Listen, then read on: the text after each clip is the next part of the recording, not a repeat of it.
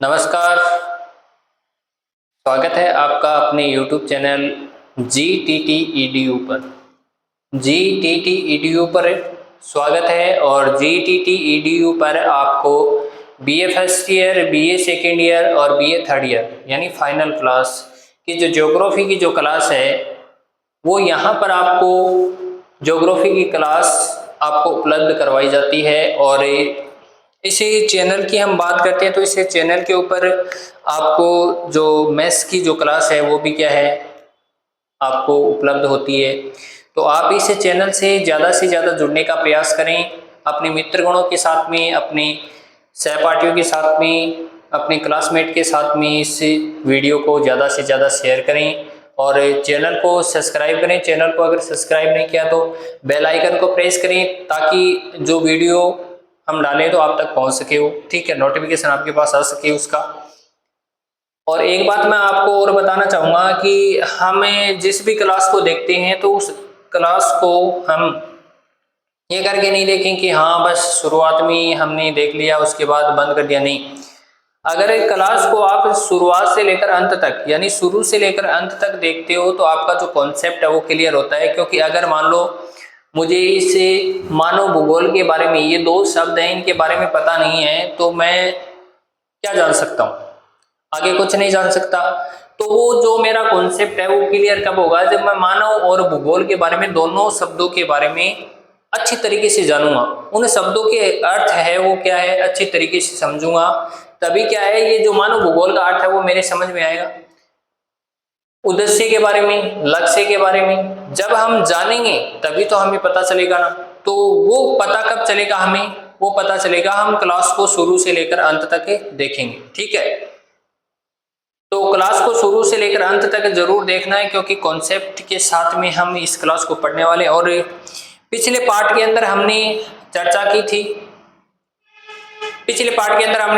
थी, कि मानव भूगोल क्या है या मानव भूगोल किसे कहते हैं, या हमने बात की थी उसी पार्ट के अगले पार्ट के अंदर कि मानव भूगोल की जो प्रकृति है, मानव भूगोल का जो विषय क्षेत्र है, मानव भूगोल का जो विषय क्षेत्र है यानी विषय क्षेत्र का मतलब जो फैलाव है कहाँ तक है।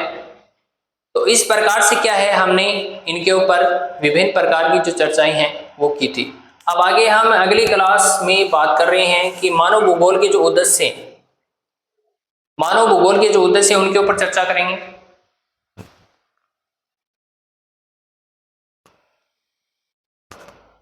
तो हमने चर्चा क्या कर ली थी कि जो पिछले पार्ट के अंदर हमने पढ़ा था कि मानव भूगोल कहते किसे हैं, या मानव भूगोल की प्रकृति या विशेष क्षेत्र का मतलब होता है फैलाव, ठीक है। अब अगले पार्ट के अंदर हम चर्चा कर रहे हैं कि मानव भूगोल के उद्देश्य क्या क्या उद्देश्य हैं।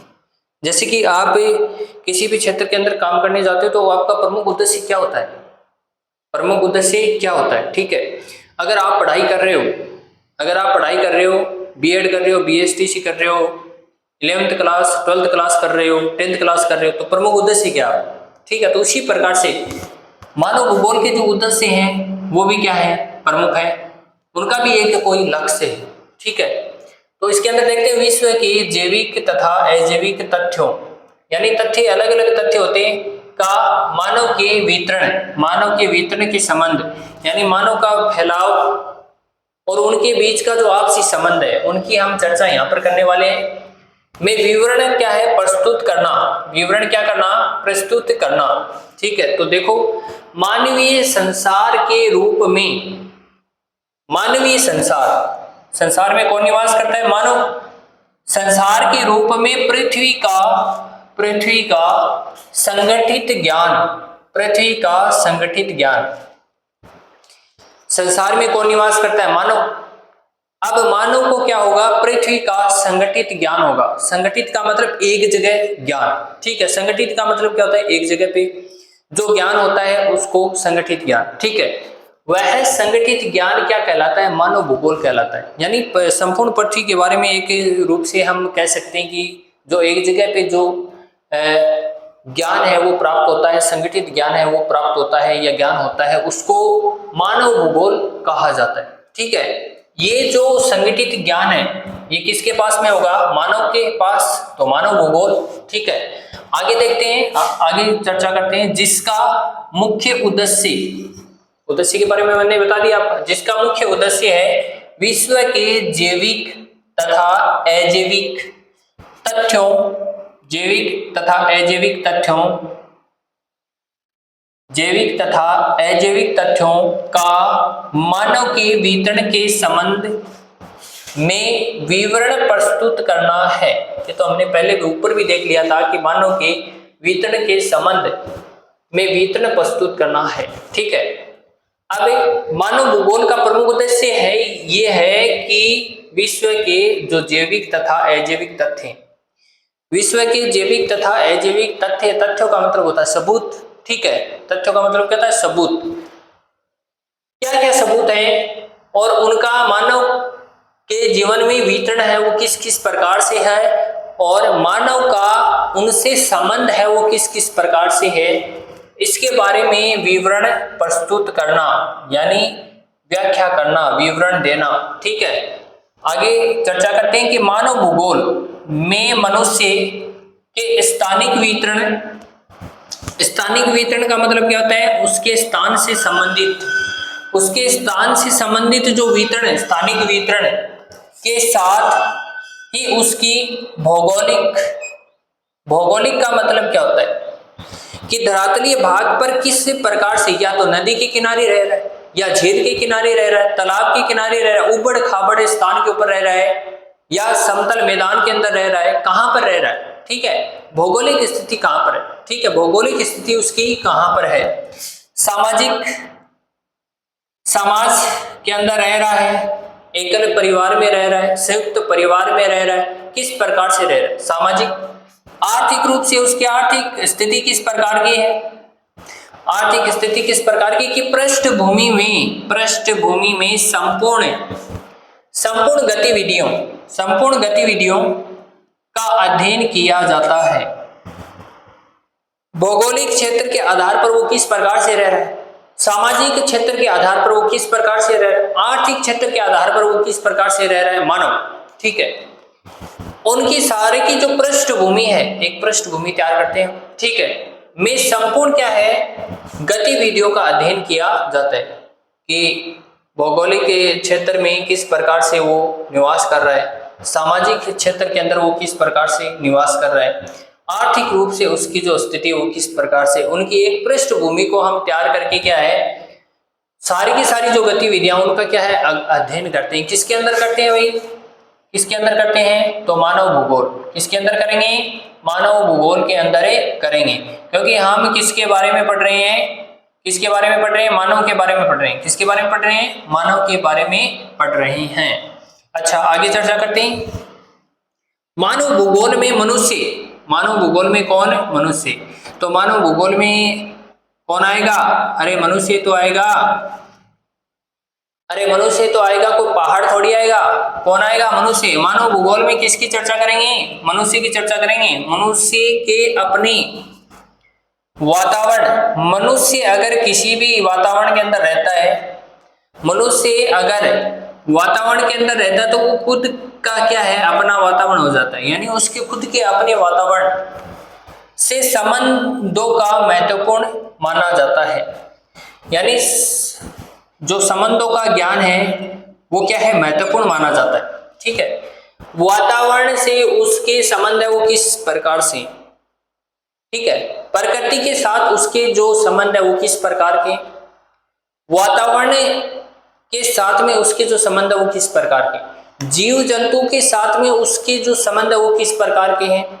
तो इन सारी बातों के ऊपर क्या है, इन सारी बातों का जो अध्ययन है वो किया जाता है किसमें, मानव भूगोल के अंदर। क्योंकि मानव प्लस प्रकृति, मानव प्लस वातावरण, मानव प्लस जीव जंतु, तो इनका जो आपसी संबंध है, इस संबंध का तो क्या किया जाता है, अध्ययन किया जाता है। ठीक है, यानी ज्ञान महत्वपूर्ण माना जाता है। ठीक है, यह प्राकृतिक यानी प्रकृति के अंदर प्राकृतिक और सांस्कृतिक दो प्रकार के होते हैं। यानी जो भी हमारे संबंध होते हैं वातावरण से, वो प्राकृतिक या सांस्कृतिक रूप से 2 प्रकार के होते हैं। ठीक है, तो एक बार आप इसे देखो, उसके बाद आगे हम चर्चा करेंगे।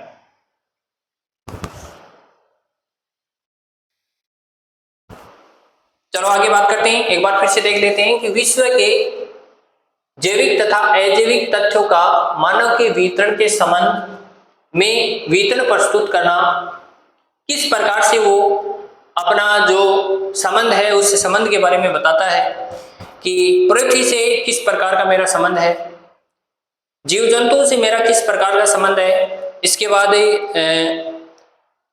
हमारी जो प्रकृति इसके साथ में मेरा किस प्रकार से संबंध है, जो पर्वतीय क्षेत्र है उनमें किस प्रकार का संबंध है, धरातलीय भाग है उससे मैं किस प्रकार से जुड़ा हुआ, इन सारी बातों के ऊपर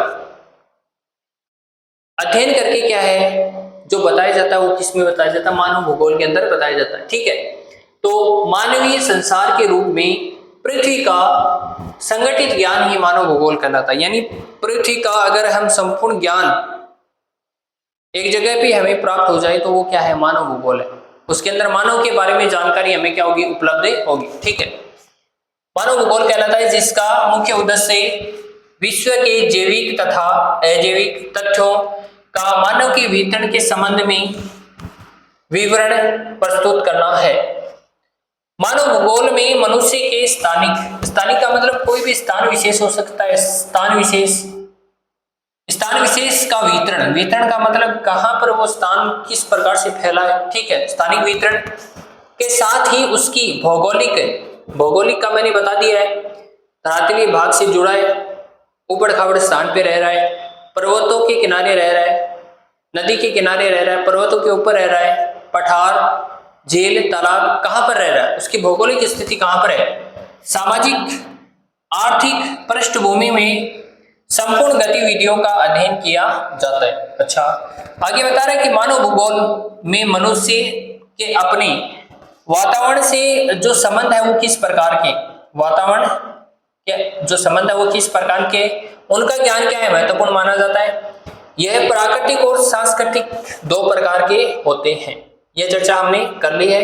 इसके बाद अगली चर्चा करते हैं हम 2 नंबर, तो स्थानीय विभिन्नताओं। स्थानीय का मतलब क्या होता है, स्थान विशेष, कोई भी स्थान विशेष जिस स्थान के ऊपर आप रह रहे हैं, जिस स्थान के ऊपर क्या है आप निवास कर रहे हैं, किसी भी स्थान के ऊपर आप रह रहे हैं, अगर वहां से आप दूसरे स्थान के ऊपर जाते हो तो वहां पर क्या होता है, आपको जो विशेषताएं हैं वो एक प्रकार की नहीं मिलती है। जैसे हम जलवायु की बात कर लेते हैं, जैसे हम वर्षा की बात कर लेते हैं, जैसे हम मिट्टी की बात कर लेते हैं। ठीक है, जैसे हमें कुछ भी आपको अगर वहां पर दिखाई देगा तो वो आपको अलग ही, वनस्पति की बात कर लेंगे तो वो भी अलग मिलेगी आपको। ठीक है, तो किसी भी स्थान विशेष के ऊपर जो समानताएं हैं वो क्या है, समान नहीं पाई जाती, उनका क्या पाया जाता है, उन स्थानों के ऊपर असमान रूप से वितरण पाया जाता है।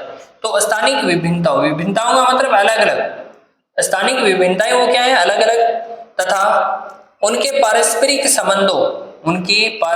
संबंधों यानी उनका आपस में संबंध है वो किस प्रकार का है, उनके जो आपस में जो संबंध है वो किस प्रकार का है, उनका पारस्परिक संबंध के आधार पर संपूर्ण पृथ्वी की बात हो रही है भाई। यहाँ पर पृथ्वी के किसी भी भाग की बात नहीं हो रही, पर्टिकुलर किसी भी भाग की बात नहीं हो रही, यहाँ पर संपूर्ण पृथ्वी का वितरण, यानी संपूर्ण पृथ्वी का जो वितरण है वो किस प्रकार से, इसके बारे में हम चर्चा करेंगे आज। तो देखो, पृथ्वी पर स्थित धरातलीय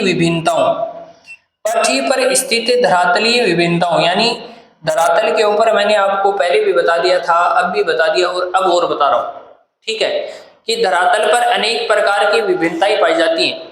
कहीं पर भाग ऊबड़ खाबड़ है, कहीं पर जलवायु क्या है, समान नहीं है, जलवायु का असमान रूप से वितरण पाया जाता है, कहीं पर पर्वत है, कहीं पर पठार है, नदियां हैं, झील है, तालाब है, महासागर है।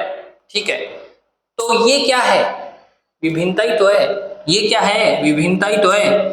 तो धरातलीय विभिन्नता को ध्यान में रखते हुए मानव निवास स्थलों, यानी मानव जिस स्थान के ऊपर क्या करता है, निवास करता है, मानव जिस स्थान के ऊपर क्या करता है, निवास करता है, निवास का अध्ययन उनकी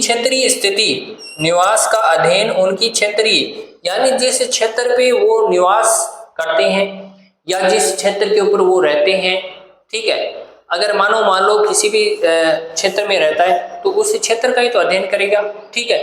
अपने आसपास के परिवेश के बारे में जानेगा, अपने आसपास के वातावरण के बारे में जानेगा, अपने आसपास रहने वाले पशु पक्षियों के बारे में जानेगा, ठीक है। अपने आसपास जो पाई जाने वाली जो वनस्पति है उसके बारे में क्या है, जान पाएगा।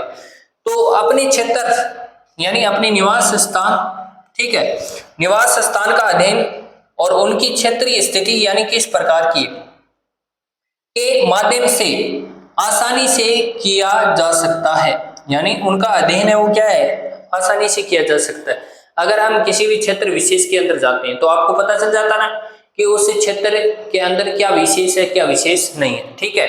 उसी प्रकार से अगर आप उस क्षेत्र के अंदर नहीं जाते हो तो आपको किस प्रकार से पता चलेगा कि उस क्षेत्र के अंदर क्या विशेषताएं क्या नहीं है ना। तो उसी प्रकार से वर्तमान समय में जब दूरियां संकुचित होती जा रही हैं, दूरियां क्या है, संकुचित होती जा रही हैं, यानी दूरी है वो कम होती जा रही है। शहरों का जो आकार है वो धीरे धीरे बढ़ता जा रहा है, जबकि ग्रामीण इलाकों का जो आकार है वो छोटा होता जा रहा है, ठीक है। जैसे कि हम बात कर लेते हैं प्रवास की। अब प्रवास है वो भी किस प्रकार से होता है, प्रवास का भी प्रमुख कारण है।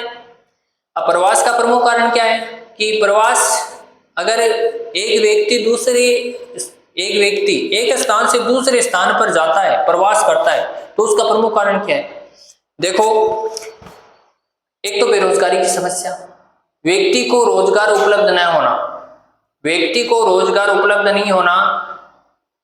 अब रोजगार उपलब्ध नहीं होगा तो खाएगा क्या, है ना। तो अपनी भरण पोषण के लिए, अपने भरण पोषण के लिए क्या करना पड़ता है, उसको किसी ना किसी स्थान पर जाकर रोजगार करना पड़ता है। रोजगार उपलब्ध है वो उसको हो जाता है, ठीक है, नौकरी करनी पड़ती है, उसके बाद में भरण पोषण करता है, तो एक स्थान से दूसरे स्थान पर क्या करता है, वो प्रवास करता है।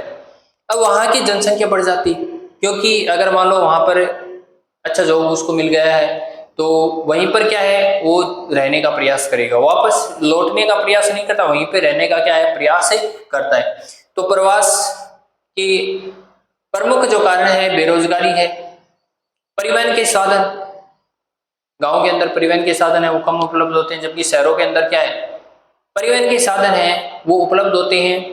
चिकित्सा सुविधा है वो भी क्या है, गांव के अंदर बेहतर नहीं होती, उपलब्ध नहीं होती, जिसके कारण व्यक्ति क्या है, शहरों की ओर आकर्षित होते हैं। तो इसी प्रकार से क्या है, प्रवास ज्यादा बढ़ रहा है, ठीक है। अब आगे बात करते हैं, वर्तमान समय में जब दूरियां संकुचित होती जा रही हैं, यानी दूरियां संकुचित होती जा रही हैं तथा पूरी दुनिया एक विश्व गांव बनती जा रही है, विश्व गांव बनती जा रही है, यानी गांवों का समूह है, यानी क्या है, गांवों का समूह है, गांवों का समूह है, गांव का समूह है, विश्व गांव, विश्व गांव, ठीक है।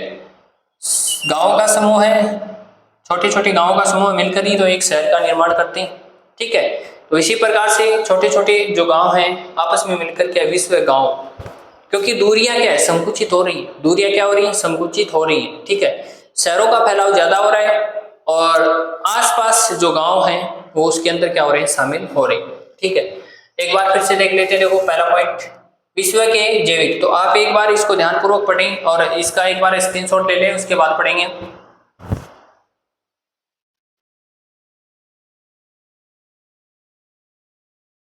तो आपने स्क्रीनशॉट ले लिया होगा। अब देखो इसको दोबारा से देख लेते हैं कि स्थानिक विभिन्नता, यानी स्थान, अलग अलग स्थानों के ऊपर अलग अलग विभिन्नताएं पाई जाती हैं तथा उनके पारस्परिक संबंध, यानी उनका जो परस्पर जो संबंध है वो किस प्रकार का है, ठीक है, के आधार पर संपूर्ण पृथ्वी का वितरण, यानी संपूर्ण पृथ्वी का जो वितरण वो किस प्रकार का फैलाव है, वो किस प्रकार का है, ठीक है।